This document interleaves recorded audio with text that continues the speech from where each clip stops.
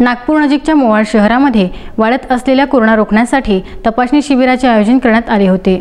31 जुलैपर्यंत मोवाड शहरात corona positive रुग्णांची संख्या 9 होती। तेही एकाच कुटुंबातील। तसेच जवळ 3 किलोमीटरवर असलेल्या पांढरी गायमुख येथे 9 तर गोधनी येथे 3 या गावातील लोकांची नेहमी ये-जा असते। यानंतर पण कोरोना रुग्ण निघू नये यासाठी कोरोना नियंत्रणात्मक उपाययोजना करणे खूपच महत्त्वाचे आहे। कोशिका फाउंडेशन कडून सोडियम हायपोक्लोराइड सॅनिटायझरने मिश्रितची फवारणी ही ट्रॅक्टरच्या साहाय्याने संपूर्ण मोवाड शहरात करण्यात आली।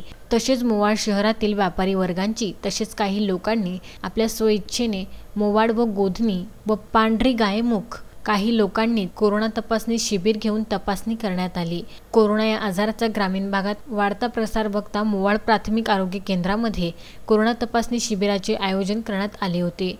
यावेळी 130 लोकांनी कोरोना तपासणी केली। हे तपासणी शिबिर प्रमुख मार्गदर्शक नरखेड तालुका आरोग्य अधिकारी विद्यानंद गायकवाड, मोवाड प्राथमिक आरोग्य केंद्राचे आरोग्य अधिकारी संजय सोळंके, डी पाटील, आरोग्य सहाय्यक वैभवी सेंद्रे, आरोग्य सहायक प्रशांत विरखरे, गणेश जाधव, दीपक शहारे, प्रभुदास वानकडे, अमित बन, मनोज बिले, निलेश खेडेकर, दीपा गवई, नंदू रामटेके, श्रीराम खेडेकर यांचे योगदान हे कोरोना तपासणी शिबिर यशस्वी करण्यासाठी लाभले।